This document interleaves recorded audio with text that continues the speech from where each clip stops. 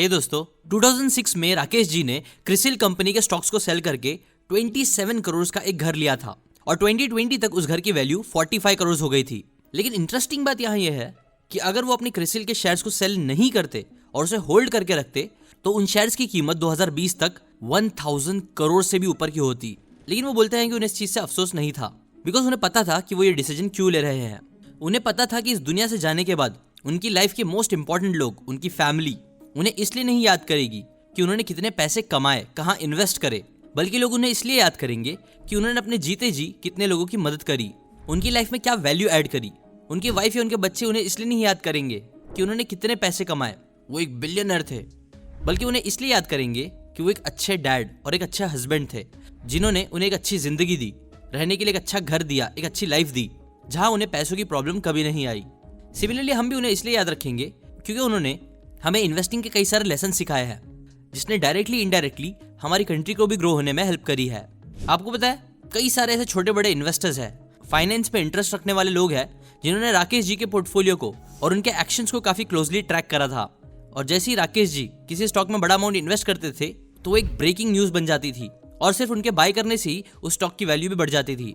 Last के 2-3 decades में ऐसे कई सारे लोग रहे हैं जिन्होंने राकेश जी को ब्लाइंडली फॉलो करा है और अपनी कई सारी वेल्थ बनाई है।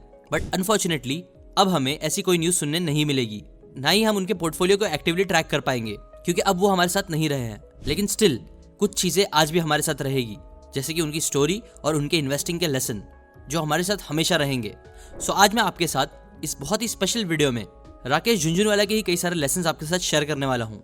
प्लस मैं आप लोगों को इस वीडियो में एक बहुत ही ग्रेट कंपनी एप्पल के फ्री स्टॉक्स भी देने वाला हूँ, जिसके वर्थ 1000 रुपीज के होंगे। ये गिव अवे आपको मिल जाएगा, जिसके डिटेल्स मैं आगे दूंगा। अभी स्टार्ट करते हैं राकेश झुनझुनवाला जी के इन्वेस्टमेंट लेसन नंबर 1 से। तो दोस्तों, राकेश जी का जो इन्वेस्टिंग और स्टॉक मार्केट में इंटरेस्ट था ना, वो तब आया था जब उन्होंने देखा कि उनके फादर अपने दोस्तों के साथ स्टॉक मार्केट के बारे में काफी बातें करते थे। कौन सा स्टॉक मार्केट में अच्छा कर रहा है, कौन सा खराब चल रहा है, मार्केट का क्या हाल है, ये सब सुनकर ही राकेश जी न्यूज़पेपर्स में स्टॉक्स को ट्रैक करना शुरू कर दिए।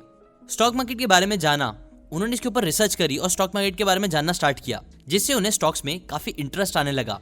पर राकेश जी के फादर ने उन्हें इन्वेस्टिंग के लिए पैसे नहीं दिए और उन्होंने साफ मना कर दिया था कि वो किसी से उधार भी ना ले। इसीलिए राकेश जी ने क्या किया कि उन्होंने अपने भाई के कुछ क्लाइंट से पैसे लिए और उन्हें प्रॉमिस करा कि वो उन्हें बैंक से ज्यादा रिटर्न्स लाके देंगे। जहां एक क्लाइंट ने उन्हें 2.5 लाख रुपए दिए और दूसरे क्लाइंट ने 10 लाख। अब इन पैसों को उन्होंने क्या किया कि काफी सारी रिसर्च करके टाटा टी में इन्वेस्ट कर दिया और 1986 में उन्हें इससे काफी अच्छा बड़ा प्रॉफिट मिला, जहां उन्होंने 43 रुपीज पर शेयर की कीमत से 5000 शेयर्स खरीदे थे, जिसकी वैल्यू सिर्फ 3 महीने में ही 143 रुपीज पर शेयर हो गई थी। मतलब उनके पैसे 3 गुना तक बढ़ गए थे ना। ये चीज करने से उन्हें बड़ा फायदा तो हुआ ही, प्लस सबसे इंपॉर्टेंट चीज ये हुई ना कि उन्हें स्टॉक मार्केट से पैसे कमाने का कॉन्फिडेंस आ गया और यहीं से उनकी जर्नी स्टार्ट हुई। वो बोलते हैं कि अगर वो ये रिस्क नहीं लेते तो शायद आज हम उनकी बातें नहीं कर रहे होते। राकेश जी का ही एक कोट है कि never be afraid to take risks but only risk so much that you can afford to stand the next day. और यही है लेसन नंबर 1 कि देखो, रिस्क लो, रिस्क लेना अच्छी बात है, लेकिन उतना ही रिस्क लो जितना आप झेल सको। ऐसा रिस्क मत लो जो आपको पूरी तरीके से तोड़ दे और नेक्स्ट डे उठने ही ना दे। सिमिलरली अगर आप राकेश जी की लाइफ को स्टडी करोगे तो आपको पता चलेगा कि उन्होंने अपनी अर्ली लाइफ में बहुत ज्यादा रिस्क लिए थे। अब क्योंकि जब आप यंग होते हो तो आपके रिस्क लेने की कैपेसिटी भी ज्यादा होती है, बिकॉज आप लोगों के ऊपर ज्यादा रिस्पॉन्सिबिलिटीज नहीं होती, ज्यादा प्रेशर नहीं होता है, जहां अगर आप फेल भी हो जाते हो तो आप वापस जीरो से स्टार्ट कर सकते हो। जबकि अगर आप यंग एज में कभी रिस्क ही नहीं लोगे तो फ्यूचर में आपको रिस्क लेने से, फेल होने से ज्यादा रिग्रेट इस बात का होगा कि आपने कोई रिस्क लिया ही नहीं। और इससे रिलेटेड एक बुक भी है, जिस बुक में बताया गया है कि one of the biggest regret जो लोगों को डेथ बेड पे आती है वो यही होती है कि उन्होंने जिंदगी अपने हिसाब से नहीं जी, वो काम नहीं किया जो वो करना चाहते थे, वो रिस्क नहीं लिए जो वो ले सकते थे। नो, मैक्सिमम लोग ये बात को समझ नहीं पाते हैं, अपनी जिंदगी के आखिरी टाइम में समझते हैं, लेकिन राकेश जी ने इस बात को पहले ही समझ लिया था और अपने पैशन को फॉलो करके उन्होंने रिस्क भी लिया, जो चीज आप भी कर सकते हो। अब राकेश झुनझुनवाला जी के लेसन नंबर 2 पे आते हैं इन्वेस्टिंग के। देखो, ईयर 1989 में मधु धंधावत हमारे फाइनेंशियल मिनिस्टर थे, जो एक बजट पेश करने वाले थे ना। कई सारे गुरुज ये प्रेडिक्ट कर रहे थे ना कि ये जो बजट है वो इन्वेस्टर्स और बिजनेस के लिए काफी ज्यादा बुरा होने वाला है, और इस प्रेडिक्शन की वजह से ही कई लोग अपनी इन्वेस्टमेंट को सेल करे जा रहे थे। और ये हाइप इतनी ज्यादा फैल चुकी थी मार्केट में कि देखते ही देखते बजट आने से पहले ही मार्केट क्रैश हो गया। अब इस सिचुएशन में कोई भी नॉर्मल इन्वेस्टर होता तो वो भी अपने स्टॉक्स को सेल कर देता, पर राकेश जी ने ऐसा नहीं किया। इनफैक्ट उन्होंने एक इंडिपेंडेंट माइंडसेट शो करा और यही है लेसन नंबर 2। उन्होंने क्या किया कि हाइप में आने के बजाय अपने फाइनेंस मिनिस्टर्स के बारे में काफी रिसर्च करी, जिससे उन्हें ये पता चला कि जो मधु जी है ना वो फाइनेंशियल बैकग्राउंड से ही है, इसीलिए वो बजट को बिजनेस और इन्वेस्टर्स के फेवर में ही रखेंगे। जो चीज समझने के बाद राकेश जी ने स्टॉक मार्केट में शेयर्स बेचने के बजाय और पैसे लगाए। उस टाइम का एक इंटरेस्टिंग किस्सा भी है, वो याद करते हुए बताते हैं कि उसी टाइम पे ना उनकी वाइफ जो थी ना वो एक्चुअली उनसे कभी कोई चीज नहीं मांगती थी, कभी कोई डिमांड नहीं करती थी, पर पहली बार उन्होंने एक छोटी सी डिमांड करी थी। उन्होंने बोला कि हमें अपने बेडरूम में एक एसी लगाना चाहिए ना। उस टाइम पे राकेश जी के पास 2 करोड़ रुपए थे जो पूरे उन्होंने स्टॉक मार्केट में इन्वेस्ट करके रखे थे। जिससे हुआ ये ना कि जब वो बजट रिलीज हुआ तो जैसा उन्होंने रिसर्च करा था वैसा ही हुआ। बजट इन्वेस्टर्स और बिजनेसमैन के फेवर्स में था, जिसकी वजह से उनकी जो नेटवर्थ थी जो 2 करोड़ के रुपए थे ना वो 20 करोड़ की हो गई। और तब जाके उन्होंने अपनी वाइफ के लिए एसी लगवाया। अब देखो यहाँ इंटरेस्टिंग लेसन ये भी है कि उस टाइम पर उनके पास पैसे तो बहुत थे, 2 करोड़ थे ना। 2 करोड़ वो टाइम के हिसाब से तो आज से काफी ज्यादा होता है, बट स्टिल उन्होंने प्रॉफिट कमाया और उसके बाद जाके एसी ली। जबकि आजकल आप लोगों को देखोगे तो लोग 2 लाख रुपए भी कमा लेते हैं तो लोग महंगी गाड़ियां खरीदने चले जाते हैं, फोन EMI पे लेने लग जाते हैं और ऐसे ही खर्चे करने लग जाते हैं। जबकि राकेश जी ऐसे नहीं थे, वो लाइबिलिटीज के बजाय एसेट्स पे फोकस करते थे, जो आपको भी करना चाहिए। प्लस एक और लेसन उनका ये भी है कि राकेश जी हमेशा ना डाइवर्सिफिकेशन पे भी फोकस करते थे। पोर्टफोलियो डाइवर्सिफिकेशन मतलब अलग अलग चीजों में इन्वेस्ट करना। और ये सेम चीज आप भी कर सकते हो। आप भी चाहो तो अपने पोर्टफोलियो को डाइवर्सिफाई कर सकते हो। इंडियन स्टॉक्स के बजाय यूएस स्टॉक्स में भी इन्वेस्ट कर सकते हो, जैसे कि गूगल, अमेजॉन, एप्पल, माइक्रोसॉफ्ट। इन कंपनीज में इन्वेस्ट करके भी आप अपने पोर्टफोलियो को डाइवर्सिफाई कर सकते हो ना। यूएस स्टॉक मार्केट का भी जो हाल चल रहा है वो काफी खराब चल रहा है। करेक्शन की वजह से टेक कंपनीज के जो स्टॉक है ना वो काफी ज्यादा कम प्राइस में मिल रहे हैं, सस्ते में मिल रहे हैं। इसीलिए काफी अच्छी अपॉर्चुनिटी भी है आपको उन कंपनीज के स्टॉक्स खरीदने में जिन पे आपको भरोसा है, जो पक्का आपको मालूम है कि आज नहीं तो कल वापस स्टॉक ऊपर जाएगा ही। इसलिए one of the best time भी है यूएस स्टॉक्स में इन्वेस्ट करने का। ना अगर आप इंडिया में बैठे बैठे यूएस स्टॉक में इन्वेस्ट करने का one of the best option है I&D मनी, जहां पे आपको कोई अकाउंट ओपनिंग फीस नहीं देनी होती है, 0 कमीशन होते हैं, 0 ब्रोकरेज होते हैं, ताकि आप एक स्मॉल अमाउंट से भी अपनी फेवरेट यूएस कंपनी में इन्वेस्ट कर सको। देखो I&D मनी के साथ ही मिलकर मैं आपको आज एप्पल के शेयर्स भी देने वाला हूँ, जिसकी वर्थ होगी 1000 रुपीज की, जो आपको एकदम फ्री में मिल जाएगी। बस आपको ये करना होगा कि आपको I&D मनी ऐप डाउनलोड करना होगा, जो डिस्क्रिप्शन में लिंक दी है वहां से जाके, और वहीं से जाके जब आप साइन अप करोगे और अपनी यूएस स्टॉक अकाउंट को फर्स्ट टाइम फंड करोगे ना तो आपको 1000 रुपए तक के एप्पल के स्टॉक्स फ्री में मिल जाएंगे।